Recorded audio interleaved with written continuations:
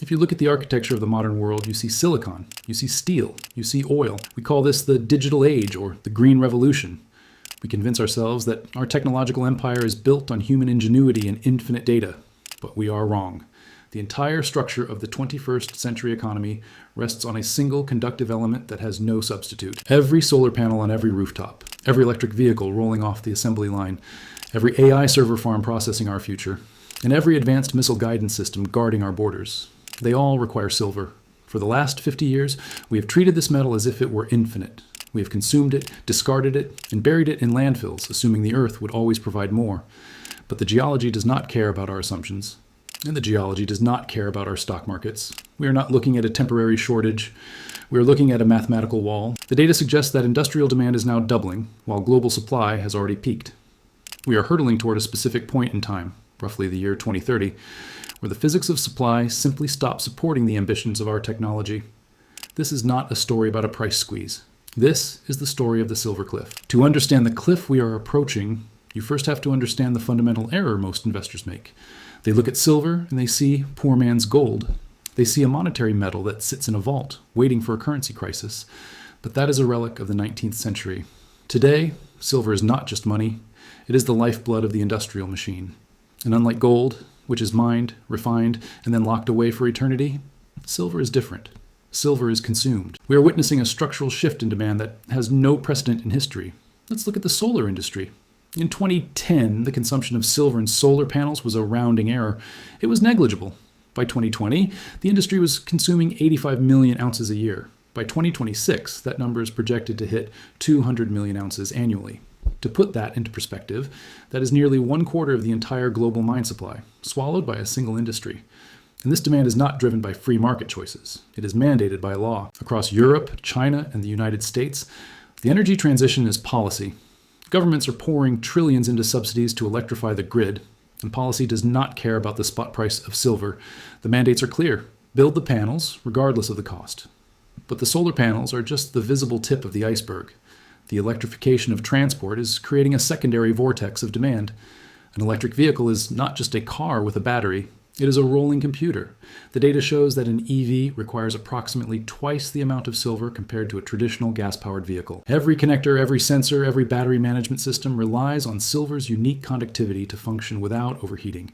As the internal combustion engine is phased out by government decree, the silver intensity of the global transportation fleet doubles. Then we have the invisible demand, the sectors that don't publish their consumption data as loudly as the solar industry. We are talking about the defense sector and the explosion of artificial intelligence. Modern warfare is guided warfare. Every Tomahawk missile, every F-35 fighter jet, and every smart munition requires silver-zinc batteries and highly reliable contacts that will not corrode or fail in extreme conditions. In a geopolitical climate that is heating up, defense contractors are quietly securing strategic stockpiles. Simultaneously, the AI revolution is driving a massive expansion in electronics and 5G infrastructure. These technologies demand speed, and silver is the most conductive metal on the periodic table. You cannot simply engineer around the physics of the universe. The skeptics will argue that when the price rises, the market will simply substitute silver for something cheaper, like copper or aluminum. This is the substitutability delusion. In the high-stakes world of solar efficiency and military precision, substitution is a myth. Copper oxidizes over time, degrading performance. Aluminum cannot conduct electricity efficiently enough for high-end tech. In solar specifically, manufacturers have already thrifted the amount of silver per panel down to the absolute physical limit. They cannot cut any further without sacrificing the efficiency that makes the panel viable. There is no substitute. The industry is trapped by the laws of physics. And here is the darkest part of the equation. What happens to all this silver once it is used? When you buy a gold coin, it stays a gold coin. But when silver is fused into a solar panel or soldered into an iPhone, it is effectively vaporized. The silver paste used in electronics is so microscopic and spread so thinly across billions of devices that recovering it is economically impossible. The recycling recovery rate from electronics is currently below 20%. It is simply too expensive to extract fractions of a gram from a discarded phone. Solar panels are designed to last 25 years. That silver is locked away for decades. We are taking a finite, precious element, digging it out of the ground, and scattering it into landfills. We are not just using silver, we are destroying the available stock. We are burning the furniture to heat the house, and we are doing it at an exponential rate. If you take an Economics 101 class, they will teach you a very simple rule. When the price of a commodity rises, the supply will increase to meet it. It is the invisible hand of the market. If the price of silver goes to $50, miners should rush out, dig more holes, and flood the market with new metal, bringing the price back down.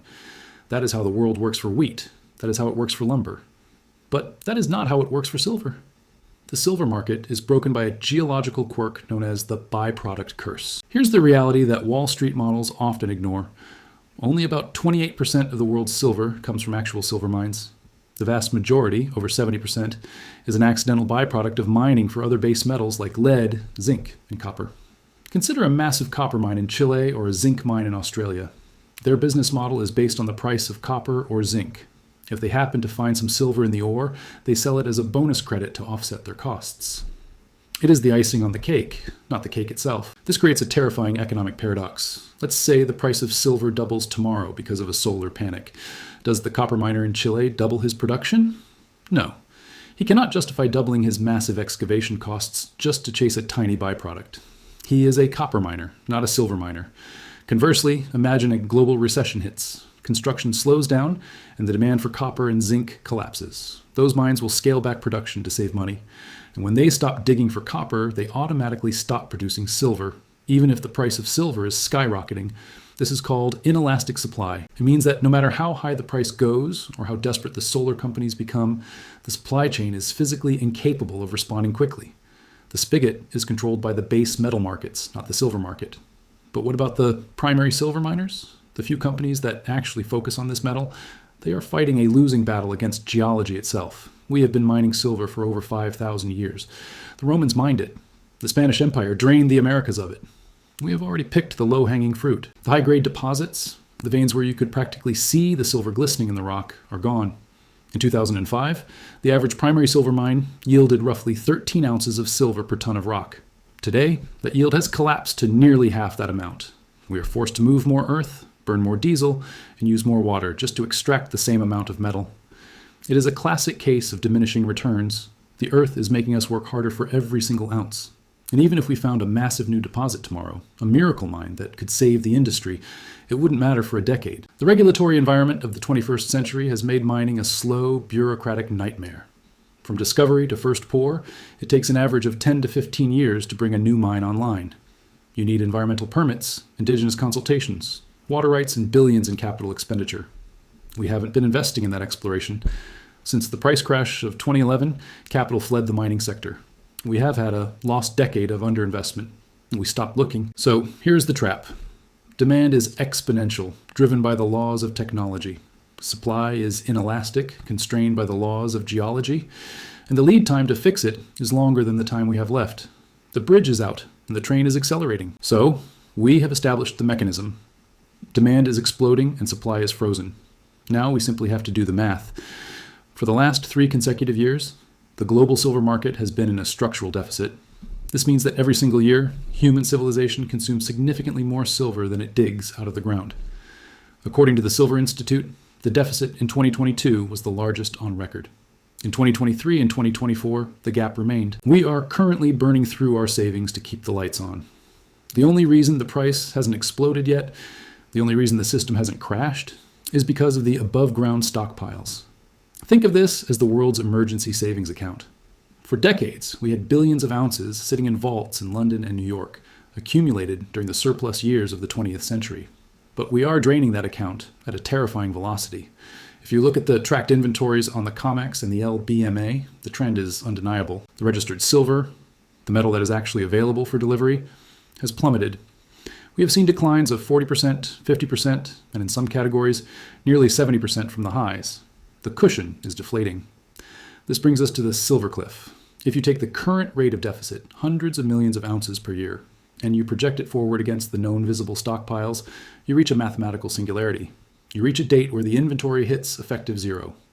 Conservative estimates place this timeline between 2028 and 2030. That is the moment the buffer disappears. That is the moment where the industrial users, Samsung, Tesla, Raytheon, can no longer call a vault in London to secure their metal. They will have to turn directly to the miners. When that happens, the pricing mechanism of silver changes instantly. Right now, the price is set by paper contracts, traded by speculators who never touch the metal. But when the physical inventory is gone, the price will be set by desperation. Imagine a world where Apple needs silver to launch the next iPhone, but there is none available at the spot price. Do they cancel the iPhone launch? No. They pay whatever is necessary. They bid $50. They bid $100. They bid whatever it takes to secure the physical molecules they need to keep their trillion-dollar factory running. This is the definition of a Giffen good scenario in a supply crisis. As the price rises, panic sets in, and demand actually increases because companies rush to hoard what little is left. We are watching a slow-motion car crash. The governments know it. The strategic industries know it. That is why we are seeing the lockdown signals we discussed in our previous investigation. They are trying to close the exits before the general public realizes the building is on fire. By 2030, the math says the fire will be uncontrollable. In the end, this is a lesson about the arrogance of the modern world. We have built a civilization that is entirely dependent on complex technology. We have bet our energy future on solar panels. We have bet our economic future on artificial intelligence. And we have bet our security on advanced weaponry. But we forgot to check the foundation. We assumed that because we could print infinite amounts of currency, we could command infinite amounts of resources. We believe that price solves everything, but the periodic table does not negotiate with central banks. You cannot print silver, you cannot legislate more of it into existence, and you cannot dig it up faster than the earth is willing to yield it. The 2030 silver cliff is not a theory. It is a mathematical certainty derived from geological data. The byproduct curse ensures that supply cannot react. The green mandates ensure that demand cannot stop. We are marching toward a collision that will reshape the global economy. When the collision happens, the illusion of abundance will shatter. The industrial powers will consume the available supply, leaving nothing for the retail investor. The unavailability we are seeing today in the coin shops is just the first tremor of the earthquake. The question you must ask yourself is not, will silver go to $50 or $100? That is small thinking. The question is, what happens when the most essential metal of the 21st century becomes unobtainable? We are witnessing the end of cheap silver. We are witnessing the end of the era where we could burn precious metals without consequence. The math has changed. The timeline is set. The cliff is coming. And history shows that when geology fights economics, geology always wins. Don't say you weren't warned.